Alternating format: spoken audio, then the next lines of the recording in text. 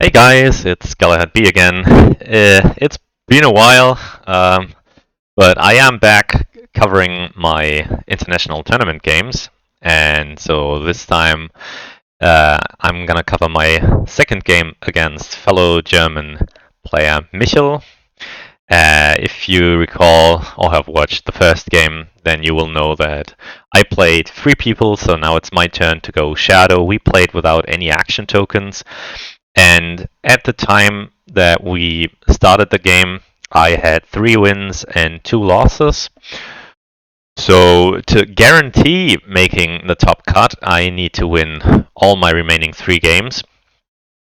But if I lose this game and win my next 2 games, I would have 5 wins and 3 losses and would still have a shot at making the top cut. But obviously, I'm gonna try and win this game. It is my strong side, my shadow side. So yeah, I feel kind of hopeful, and so this is the role and the cards that we started out with. Michel has a perfectly nice role, great cards in hand, and I also happen to have a very good first roll and good cards. The one downside maybe is that I don't have a playable card probably unless I hit him on one of his 2 moves. So I might have to draw a card with a Palantir, which I'm never happy about, but yeah, there are worse things than that.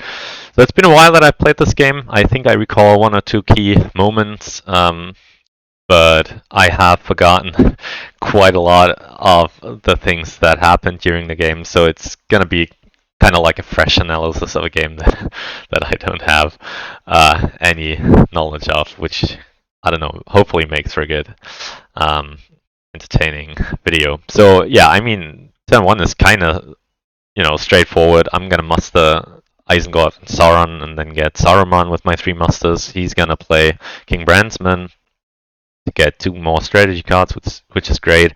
And as Shadow, when I see that, that's not something that I'm very happy about, because it makes the dual line potentially very dangerous. And I did start out with quite a lot of musters early on, so attacking Gondor seems like a reasonable option. But I will start by doing non-committal moves and then see where my next rolls take me. So I do roll a 5 on his first movement, but it's not a hit. I move Gorgoroth into Moranon. I just misclicked. Yeah, he moves again, he's safe. I bring in Saruman. Just the double army move, very standard, and yeah, I have to draw a card because I don't have a playable one. Shadow Lengthens, always happy to see that, but again, not efficiently playable early on. And yeah, I mean, I get a perfectly nice roll, and he gets an amazing roll, because this basically guarantees, against 2 eyes, guarantees that he's gonna get Gandalf the White on turn 2, which is always very rough as a shadow. One good thing is, if I attack Gondor now, I can get the Witch King, right? I have 4 attacks. I only need 1, 2, 3, 4 to go, like this army, Daggerlord, Northfillion, Osgiliath, Minas Tirith. The one downside is if I do pull the trigger this turn, then he can easily muster up Dol Amroth before I get a chance to besiege that. So it comes with a cost, but I don't really have any other great options. I mean, I could go Dol Guldur into Old Forest Road and then attack Dale and Carrick, but that means, I mean, this army is already not that strong, and with this many regulars there already, and the north being pushed down to war, then this could get really ugly. So that's definitely not something I'm thinking about, I hope. So it's only 1. He decides to just tank it, which makes sense because he still has a ring. So it's 2 more moves, potentially, to kill off Gandalf. So yeah, I sympathize with not killing him off here.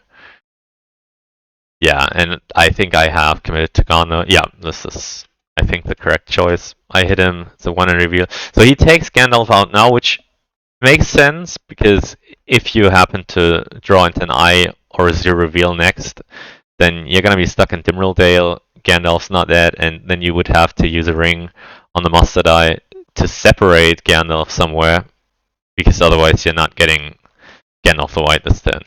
So yeah, he takes the safe approach, which makes sense. Takes a random, it's Gimli. If it had been Strider, I would have been so happy, even with a turn to Gandalf the White, but oh well, did not happen for me. So yeah, I go Asclepius. We both got one hit, which is fine. I attack Minas Tirith, so I can bring in the Witch King. He hides, also makes sense. I play Orc Patrol because I don't have any other really playable cards. I could play Many Kings, I guess, but yeah, maybe playing Many Kings would have been better. But then the problem is I don't have any really playable cards for the Minas Tirith combat, right? I mean, if I play Many Kings now, then well, I guess I could play Cruelest Death as a combat card, but I don't like to onslaught into a full set of defenders unless I get a lot of hits, but I don't know that when I decide to pick the card. I mean, Great Host also isn't a good play on the first round, I guess, so yeah. Yeah, I think playing Orc Patrol makes some sense. I mean, I have drawn 3 tiles in 4 steps, so there is a way that corruption is going to be an issue, especially since he dropped Gandalf to the 1. So yeah, but he takes another random, which is a little risky. So you've already taken 2 randoms on step 4, but he dodges Strider, and so it was a great call. And yeah, he's swarming me with movement again. Not happy to see that at all. But yeah, what can you do? So he sprints, he's safe. I move to get some rerolls, and also because I want Lorien. So the plan now is get Gondor, get Lorien, and then probably Rohan, or if there is an easier target, maybe the dwarves, because I do have many kings. But yeah, 5 plus 2 plus, yeah, 3 more victory points from anywhere. So yeah, I push the Southrons to war, which makes sense. I have a lot of musters. Because he already moved to Westernet, there's no real rush to get to Helm's Deep as fast as possible. Because he can always just use a ring and get Westernet into Helm's Deep, and then I have some problems if he has an end card, which I don't know if he has actually. Does he have one? No, he does not. But obviously he might top deck them, so... And I didn't know that he doesn't have an end card, so there's no real reason to risk it now, since he's already prepared some defense of Rohan. I'd rather get the Southrons to war and threaten Dol Amroth than rush Helm's Deep now and maybe lose Saruman, because that would basically cost me the game if that happened. Unless I get super lucky elsewhere. Okay, I hit, it's a 0 reveal, not that great. Yeah, I play many kings now, which again makes sense because I already said Rohan is not urgent. He already mustered some, or moved in some form of defense. I really want Dol Amroth, if at all possible. And yeah, with many kings out now, and Erebor is also under a lot of pressure if I ever move these 2 armies to the Dew line. Yeah, he hides with the character, so he leaves them out. So I mean, there's some debate to maybe hide with a muster and then potentially have 2 more movement. But you know, you're already against 2 eyes. You have taken some hits. I mean, 5 tiles being drawn on 6 steps is not ideal for the Fellowship. So yeah, I think it makes sense to go a little slower. And if you move once more this turn, with 3 more movement next turn, potentially you might enter Mordor on turn 4, which would still be amazing. But corruption, yeah, corruption might be something you need to worry about. The move armies makes some sense, I think, because I can always attack with character dice. It's more efficient to move armies with army dice and attack with character dice, because character dice can only move a single army. or do a single attack, and with an army die, obviously you can move 2 armies, so that's twice as good. And yeah, I did not move Dol to Lorien because there's no real rush to that. Also, all the way from war, so I can take my time with that. Yes, he might draw into Power to Great. We know he already has that, so yeah, there's no real urgency there. Quite the opposite, actually, because if I rush Lorien and then maybe he also has Power to Great, then the elves will be very close to war. And then if I go to Dol Amroth with the elves almost at war, he can muster the elves to war if he has kid and ships, and then make Dol Amroth a complete hell for me, because he could muster 2 more leads before I get it under siege. And then if he also has kid and ships, that's like, yeah, I would have to fight 11 HP in the stronghold under siege. That's the worst thing. So yeah, he masters Dol Amroth, makes a lot of sense. And I'm thinking here, okay, military is a little slow, fellowship is running very fast. I do want to open myself up for a ring victory. Because at the rate he's going, I mean, it's 10-3, he's already 4 steps from Mordor, he can move again this turn. Yeah, I'm not sure I can race him anymore, especially with him having turn 2 Gandalf the White. So I feel like an attack on Minas Tirith, yes, you can do that. The only really playable card is Desperate Battle, though, and I don't have reinforcements in place right now. Yeah, I think it's reasonable to play Candles of Corpses here. I get 2 hits, which is good.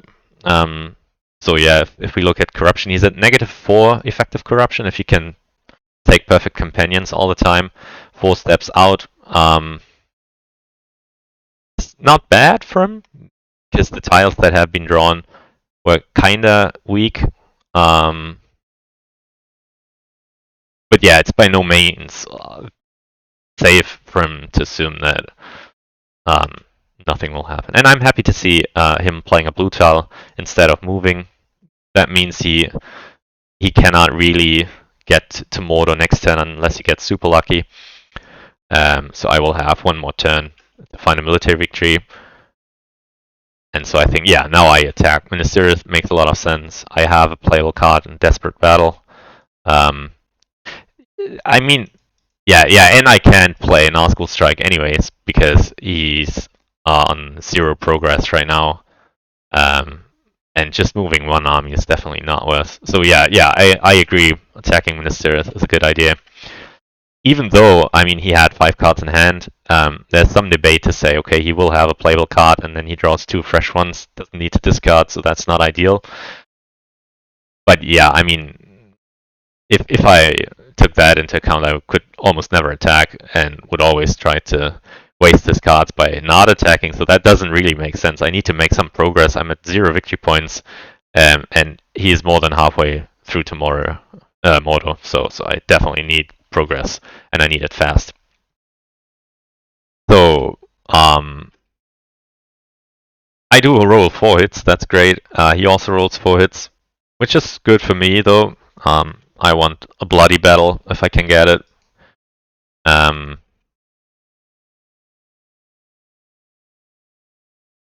I decide to press, because I have 10 more regulars coming in.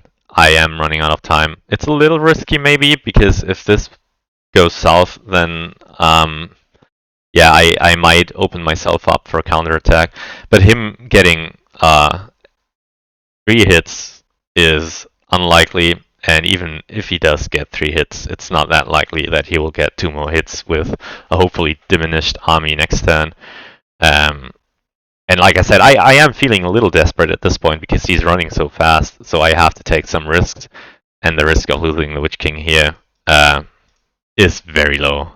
I mean, it exists. He might have confusion, and then if I roll a lot of 1s, then obviously that's gonna be terrible. But I feel like if he had had confusion, then he probably would have played it already and not play Shield Wall first. So yeah, I risk it. I hit nothing, but he only gets 1 hit, so not that bad. Yeah, I guess there was some debate to not press now, draw more cards, so I will have something to play for sure. And yeah, I couldn't really play Relentless Assault because I was down to 5 regulars to begin with, so and nothing else really made sense to play. I mean, definitely not Onslaught because if that fails and I leave myself with only a single regular, then definitely he can do counterattack and kill the Witch King. So yeah, maybe it was a mistake to press here and instead press this turn.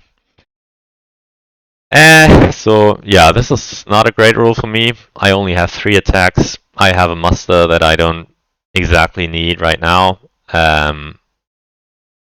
And I have some Palantirs, which is okay. I mean, yeah, it's good now that I have Shadow Lengthens, because Shadow Lengthens is going to be amazing this turn. I can lengthen from Dol Guldur into Dimrildale, and then from South Athelion into Minas Tirith.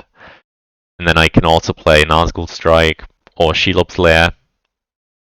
And the idea would be to play Nazgul Strike after I conquered Minas Tirith, to put the Nazgul into Westerondo, and then put Dol Amroth under siege. Well, not this turn, unfortunately, but next turn. And with him having 3 movement against 3 eyes, I feel like, yeah, it's highly unlikely that he's gonna make Mordor this turn. Or if he does, he's gonna be weakened significantly to the point that I feel like a ring victory would be pretty likely. So yeah. Yeah, and I muster a Tharan Elite into Dol Guldur because I am definitely going to play Shadow Lengthens this turn, and I want that extra lead so that Lorien falls quickly. Another option would have been to muster up in Orthanc, but having played many kings, I am eyeing Erebor over Helm's Deep, so mustering more stuff in Orthanc might not even be useful to me at all. And I have this chance to reinforce an army that I know is gonna see battle instead of mustering up an Orthanc for an army that might not see battle this entire game. So yeah, I think that's a good choice on my part. Now I play Shadow Lengthens, makes a lot of sense. There is some debate maybe, is like these guys from Westerondo will go towards Dol Amroth, and then I will have 4 guys sitting in South Athelion, way away from all the action.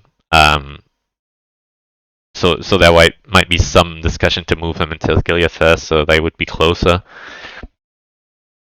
But that does not really help me in any way, because then Shadow Lengthens would be less efficient, and moving them now as opposed to moving them later doesn't really offer any other advantages outside of being able to block this one guy from going into Osgiliath, but I would not be so worried about that. At this point, I would actually be happy if he tries, to capture some strongholds over there, because anything that buys time for me is good, and I don't see a way that he really threatens a military victory with the Fellowship running this fast and he putting the pressure on several places at once. So yeah, I think this is good play. He moves again, which is also good play. Now I'm getting worried though. That's 2 moves, both of them safe, not a single reveal. So he could go into Mordor this turn, because at most he's going to be hit 2 more times. And if I don't reveal him now, then even if on his next move he's going to get revealed, he would still be able to get into Mordor, because I know I don't have Cruel Weather. He has a ring. It would be the first ring he uses. So that's definitely something that is very, very fearsome for me. Now I'm surprised that I used a character for that. Because I'm thinking now I could have played it with a Palantir and then send the Nazgul over to Westerondo and then use the 2 character dice and the army die to put Dol Amroth on the siege this turn. But I guess, considering he does have 1 more muster now, he's gonna get 2 leads into Dol Amroth anyways. So there's no real reason to rush, I guess. Yeah, interesting. And what else am I gonna play with a Palantir? I mean, I don't really need Shadows on the Misty Mountains because the army in Dimrildale is already as big as it can get. Shelob Slayer, maybe. Maybe, yeah. I guess you can do that. Yeah, and I don't move the Nazgul because I want to take Minas Tirith first instead of. So yeah, I really wanted to see a reveal with his two first movements, so I wouldn't have to play Nazgul Strike before I conquered Minas Tirith. That's a little sad.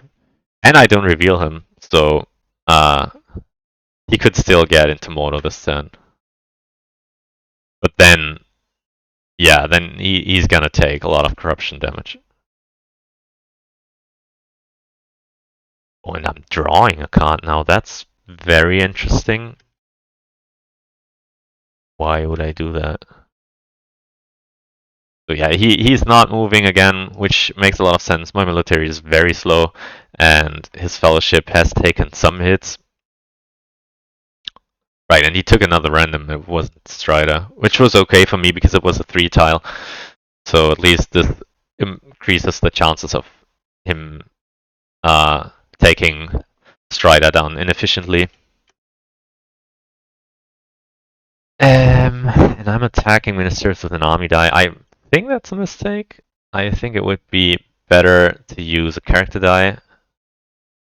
But I might play Words of Power now on Minas Tirith and cycle into character cards. No, I'm not. Yeah, then I don't see why I would use an army die. So Relentless Assault into advantageous position. I have a lot of regulars. I am worried about time, so I'm gonna take 2 hits anyways, which is good because that is 3 hits, even through Book of Mazabu. So that was a great choice. I draw Shadows Gather. That's a huge relief for me because that means I can reinforce Dol Amroth out of Minas Tirith and South Aphelion if I need to. And yeah, if I was hesitant before whether I even try to go for Dol Amroth or get my victory points elsewhere, I think this would push me towards taking Dol Amroth. And yeah, then either Rohan or Erebor and another city. They draws a card, interesting. Yeah, and I do play Shelob Slayer. Yeah, I'm not 100% sure if that's the right play. Drawing a character card with a Palantir and then using a character die to play a character card, I think, is probably wasteful. And there was some debate, I guess, to not play Nazgul Strike this turn and instead keep it for next turn. Even if it risks him making Mordor this turn. I don't know. Yeah, that was probably a mistake, actually. I think I should have held on to Nazgul Strike because him moving 4 times against 3 eyes would really endanger his whole progress by potentially weakening the Fellowship too much. And then if on his 3rd or 4th movement he does not get revealed, I could then still play Nazgul Strike to potentially devastating effect. And then play Nazgul Strike after I've conquered Minas Tirith to immediately go after Dol Amroth. Yeah, I think that was not. I was a little too afraid of him making Mordor. Yeah, and this I am slightly tilted, I think, because my Fellowship games have been super brutal, all of them, and my Shadow games have also been not the easiest. At least the game against Jalendors was yeah, very tense, not very comfortable at all, and this game is also not looking nearly as well as I would have hoped. And now to roll 5 eyes and have only 3 action dice against 5 dice for the Fellowship, that's not great. He can still move once this turn, and then just go to Mordor next turn. Because he's gonna make more progress militarily than I can this turn, so that's no real reason to rush.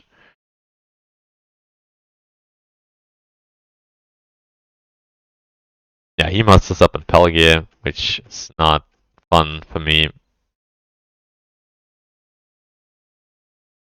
Because now Dol Amroth is gonna be very brutal. So yeah, I cycle character cards because I feel like military is gonna be very slow. And if I can hit him with my 6 eyes in the box, then yeah, a ring victory is looking possible.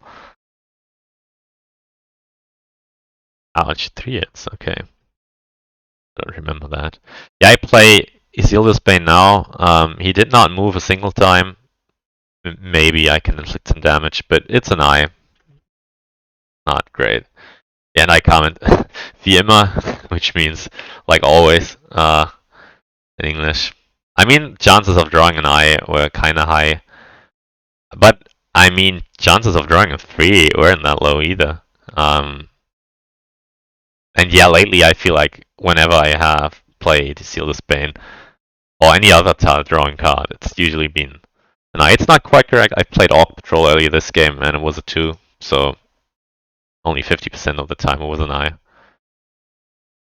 But yeah, a 3 here would have been so brutal. I mean, then he would have been on 8 corruption before even making it to Mordor. And also, when you look at the corruption level, like he's at 6 fellowship HP, 5 corruption, so -1. But 2 more steps to go. So yeah, anything other than an eye would have been great.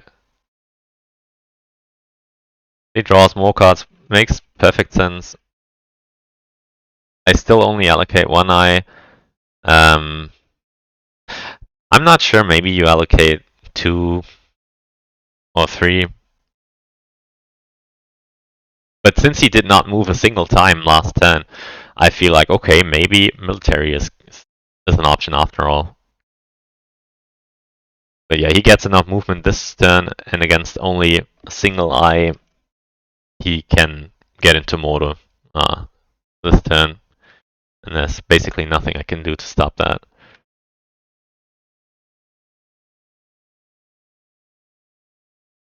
Yeah, I go after Dol Amroth because I have these massive armies to reinforce a siege in Dol Amroth if need be.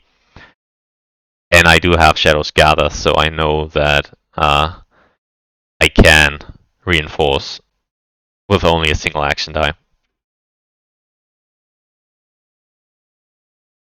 And this is interesting. He's choosing to go a field battle with only 1 excess HP. I don't know which cards did he have at that time. Nothing too crazy. Risking that. And I'm playing a character card. Which one am I playing? This feels weird because I feel like Nazgul Search and Breaking are both okay. Yeah, I think my thinking here is that Nazgul Search not doing that much because he will probably still have Stride as the guide, and then will hide immediately after I play Nazgul Search, so that I cannot realistically play Dread and Despair, like Breaking of the Fellowship this turn, unless I reveal him, which is in my mind not that likely, because I'm only 50% to hit him on his next move. So I'm probably playing Dread and Despair right now. But I only have 3 leadership. I don't know. Yeah, I'm playing Dread and Despair. Okay, makes some sense, I guess.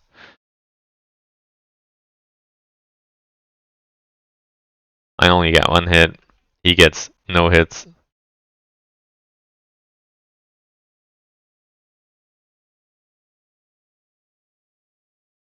Oh, right, yeah. Because I can only forfeit 3 leadership because I don't have any more. He he also gets 2 rerolls, so he does get 1 hit. So this worked out really well for him, and now he retreats into siege. A little risky, but in the end it paid off for him.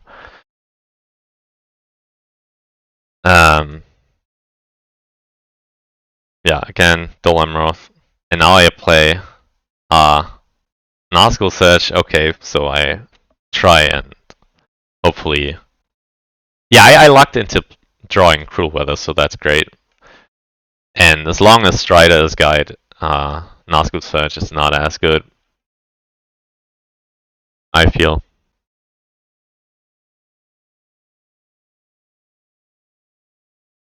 Nice, and I also draw Foul Thing. Cool. So yeah, now I can reinforce with Shadow's Gather.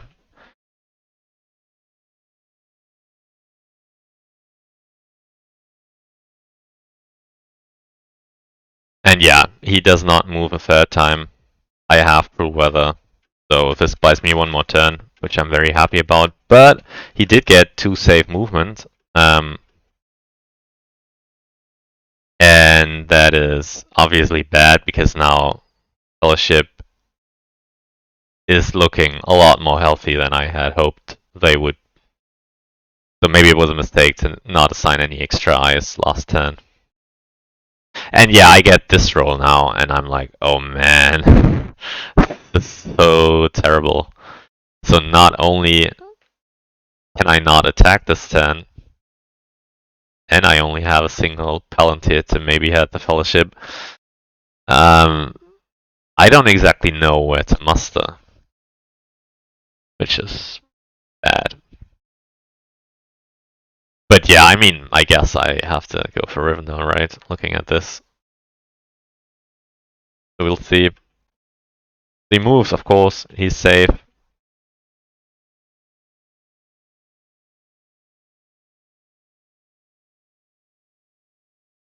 Yeah, and he does have Kindred of Glorfindel, which is not great for me.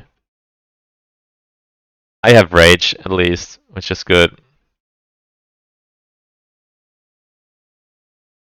And yeah, right, I drew into Corsairs of Umbar, so of course it makes sense to also muster an Umbar so I can reinforce Siege and Dol Amroth.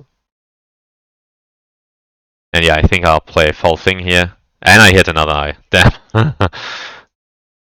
Yeah, that's a little sad. I mean, considering 2 turns ago, Fellowship was on 5 Corruption, 2 steps out, and I had some damaging cards left in hand. They have now made 3 save moves, dodged Isildur's Bane and Foul Thing, and suddenly a ring victory seems impossible now with all the tile drawing cards being gone, the hunt pool looking pretty good now, and them being on -1 Corruption effectively. So this is disastrous. I did not make any progress militarily for the past 2 turns, and I couldn't hit the Fellowship, neither with cards nor with my hunt rolls. Yeah, so that's suddenly looking really, really bad now. Because he still has Strider as the guide, he still has 3 rings, so again, such a large hunt pool with only a single red tile, I would expect him to probably be able to dunk in 2 turns. Oh, and we can see that There Is Another Way in Bilbo's song, so there's no way I can corrupt him. And yeah, with Strider and 3 rings, it's fairly likely that he can dunk in 2 turns, and I am not sure I can get to 10 victory points in 2 turns. But we shall see. So, yeah, I only allocate 1 eye because I feel like there's a chance that if he rolls slow movement, I can win in 2 turns if I get a lot of attacks and he gets low movement. But I don't think I can corrupt him. So there's no real reason for me to allocate 3. Like, if I allocate 3 and I roll like 1 more, then on his first move, even if I draw an eye, he can just sacrifice Strider, only take a single corruption. Oh, Strider and Accent Bow. He also has the Accent Bow.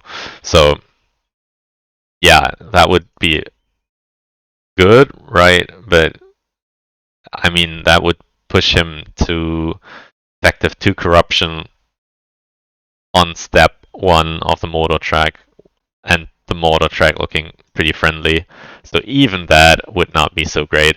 And then I could only allocate a maximum of 2 eyes the following turns.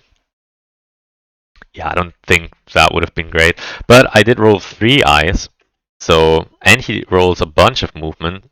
So I'm kinda glad, because at least this means if he risks it and runs a lot, then he might have problems with corruption after all. So maybe he is only gonna move once this turn, and then 2 or 3 times next turn, so I can potentially still win next turn. Yeah, and I'm not playing Day Without Dawn here, because I have to trust in my 4 dice to be enough of a deterrent for him not to move more than once this turn. And so I'd rather save Day Without Dawn for next turn to be able to stop him from moving a lot next turn, if need be. But basically, I'm now hoping that he's only gonna move once this turn, and I get a much better roll this next turn, or him rolling really low movement next turn. So I tried Dolemroth again, and I luck out here and get 4 hits, which is amazing. And I press because I know I have reinforcements and Umbar, so no real reason to play it too safe. Yeah, play Great Host here, which is an almost guaranteed hit.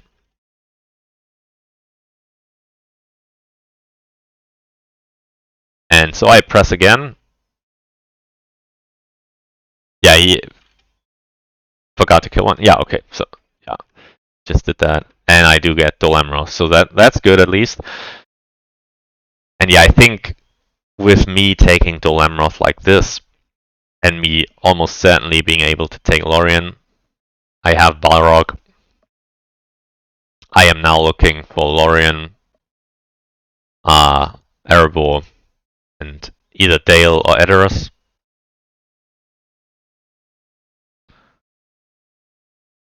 So he moves. It's only 1, not great. I get Mouth. And he has Arthalas. Oof. That's only a single heal. Okay, I think I pressure the Shire here, because that seems easier than Dale, with the elves being at war after I conquer Lorien. So I guess that makes sense. Pressure the Shire, Lorien, and Erebor. There's no way I'm gonna go after Rivendell, because he already has 3 leads there. He's threatening to get the Troll Shaw's guy also into Rivendell with scouts, if he has them. And then Rivendell looks a lot rougher than Erebor does. And my army is much smaller here than the army I have in Rune. And did he already play Dane? Yeah, and he already played Dane in combat in Ministerial or somewhere. So I know that there's no way he can reinforce Erebor. He musters the elves. I don't mind that at all. I besiege Lorien. And now he plays Powdergrade, which is not cool. I did not want to see that card. And I think I remove that right now. So maybe that's a mistake though. My thinking was that I have 5 cards in hand, so if I don't discard anything, then I would have to discard a card next turn anyways. But I am getting rid of an attack die.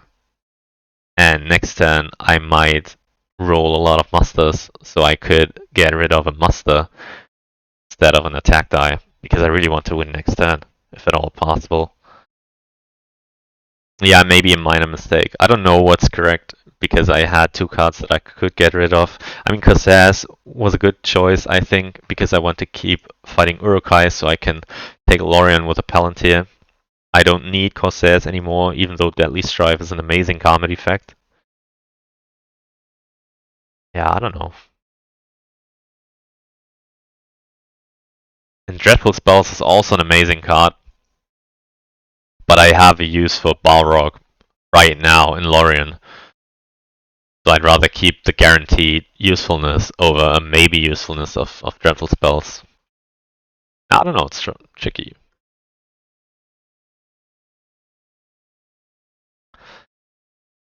And so, yeah, this is interesting because I only have use for one of the Palantirs right now in playing Fighting Urukai. I could have maybe played a Palantir to get rid of Altigrade and then move two armies last turn, like South Rune to East Rune and North Rune also to East Rune. Probably would have been better. And then keep Palantir, discard Palantir and Corsairs, and well, then I would have had to discard Moro though. Yeah, not sure. I wouldn't. And I would have been left with no really good strategy card to play in combat. Yeah, I don't know. So the good thing is, it's very unlikely that he can dunk this turn. I do get an eye now. He draws Strider, nice. So now it's guaranteed that he cannot dunk this turn. And I have 6 attack dice with a Palantir and Fighting Urukai, so 7 attacks. So maybe win this turn.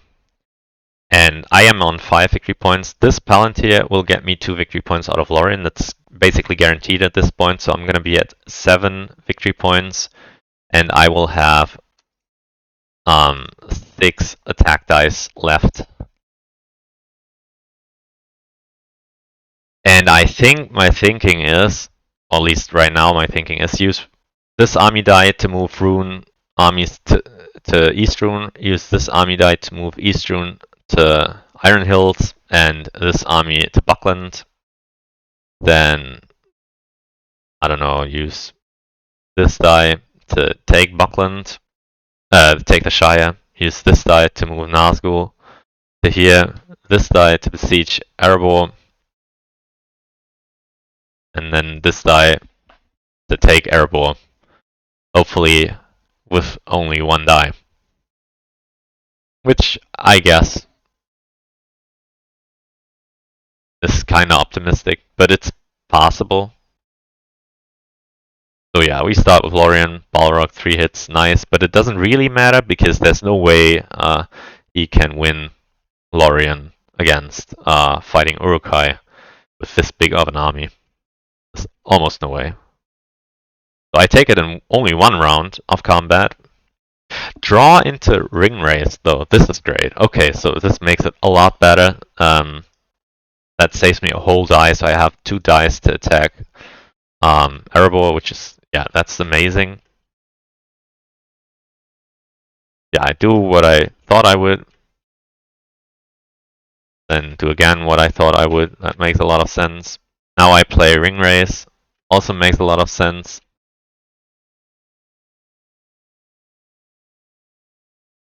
Take Erebor. Yeah, I think you want to take Erebor first and only then take the Shire because the North is not in any way active. So there's no real rush. The one thing I'm afraid of is Power of Tom Bombadil. But at least he would have to give me a ring to play it. So I'm not sure. Maybe I go for the Shire now for fear of Power of Tom Bombadil. No, I'm not. Okay, so I'm going after Erebor. And I think you want to play Ruler's Death at the combat card because there's 2 strong armies. Desperate Battle would also help his army. So I'm more inclined to preserve my hit points as much as I can and like Ruler's Death, I think. Yeah. Yeah. Makes sense. I get 2 hits. He gets 3 hits. Still fair and reasonable. I don't need to press. Yeah, now I take the Shire because I'm worried about Tom Bombadil. Makes sense. The debate is, I guess, between using a character die to do that or an army master die. Because if I keep the character die, I could play something like Black Captain Commands or Grant if I happen to draw into it. So now that I attacked the Shire, I put the North one step from war. And now he musters the North to war. And could potentially, with the ring, play something like Help Unlooked For, which would be horrible. So I try and take Erebor now. And yeah, this was almost certainly a mistake on my part. I should have just focused on Erebor and then taken the Shire. If he had Power of Tom Bombadil, he would have had to use a ring to play it. And using a ring this turn instead of moving means he would have to do 3 steps next turn. And without Strider, any reveal would also cost him a character die. Yeah, I think that was a misplay on my part. I play Relentless Assault into Shield Wall, which means I'm not very optimistic about taking hits to myself, I think. I don't think I take a hit here. Oh, I didn't even say if I take one. We roll. But yeah, it doesn't really change anything. I press because hopefully I can somehow take Erebor before this army can do a relief attack. So I play Desperate Battle now, I think. And he plays Heroic Death. I'm so happy to see that gone. And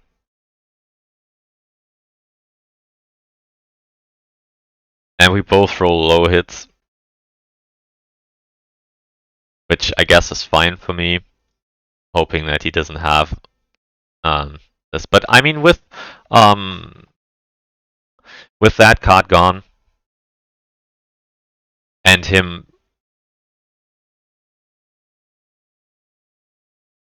attacking into Erebor, right? Yeah, he's attacking into Erebor now with the ring. And that gives me a chance to cycle a card. Like, I don't have anything to influence this combat, but I could draw into something that might help me, like Grant. Or something like a red tile to stop him. And I get 3 hits, and he gets 0. So this helps me so much. And then I draw into Grant. And this is, I mean, I need 2 hits in 3 rounds of combat to win the game. But I'm thinking to myself, well, I only have 4 regulars here against 2. So there is a world in which I lose the Witch King if I do that. And my character deck only consists of 7 cards. I have only seen a single red tile, so I'm almost guaranteed to draw into, well, not almost, to draw into a character card, into a red tile with my 2 next draws. Like one from cycling, Dread and Despair, and another at the start of next turn. And so I'm thinking it's not that likely for him to dunk next turn. He needs to roll 3 movement if he gets revealed at least once, which is fairly likely because there are, well, yeah, I don't know, it's about 50-50. So yeah, I mean, I do not play Ground as an event card, only as a combat card, and I get 1 hit.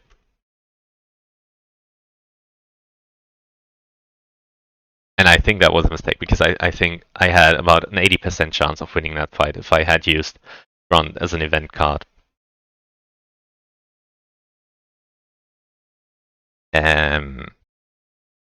Yeah, I still have good chances next turn. But he does get a good roll. He does roll the 3 movement. And yeah, I did not draw into any red card. So out of those five remaining character cards, three of them are red tiles. I did not draw them though.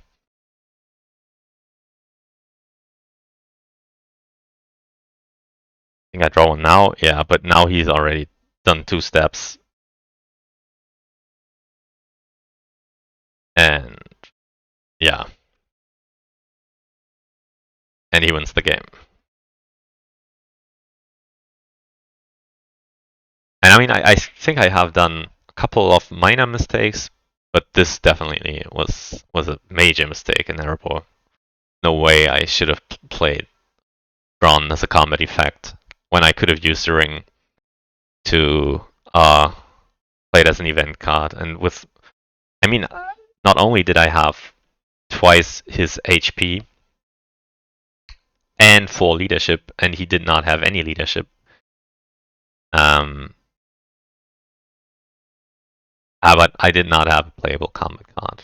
But still, I mean, that was so likely to win me the game. And even if I had lost the battle in Erebor, which would have been possible, then I still had shots to win next turn, both by him not being fast enough and by me putting pressure on Helm's Deep and Edoras.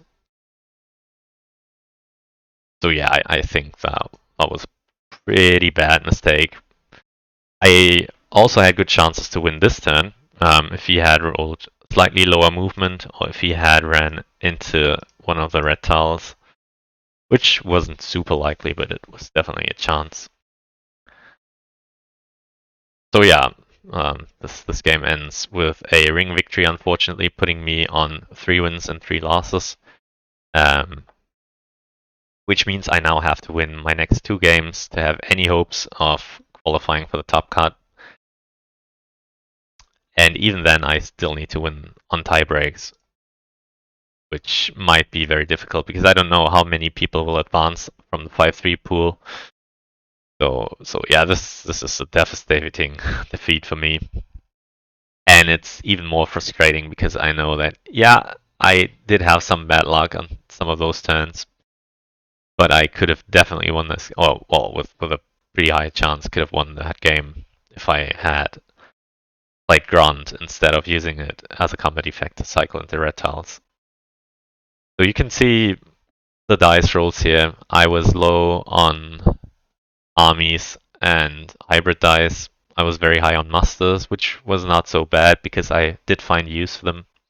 I was high on eyes, but I did not hit him very hard on the later part of the game. So I think that worked against me somewhat. And for combat rolls, yeah, I'm a little low, but still fairly average, nothing too special. And he's a little high, like he's +1 on hits overall, but that's again fairly minor and not something that really influenced this game, I don't think. Like maybe if he had scored 1 less hit in the fight at Erebor, then I would have won anyways. And obviously if I had scored 1 more hit in Erebor, then I would have won the game. Regardless of my mistake there at the end. But all in all, I really can't complain too much about the dice. Or the cards. It's just that I messed up last turn. I forgot the math, but I did them after the game, and it amounted to something like 80% or so for me to win that turn. And like I said, even if I hadn't won, it would have been fairly unlikely for him to kill the Witch King, because he would have needed 4 hits with a maximum of 6 dice. So yeah, very, very unlikely.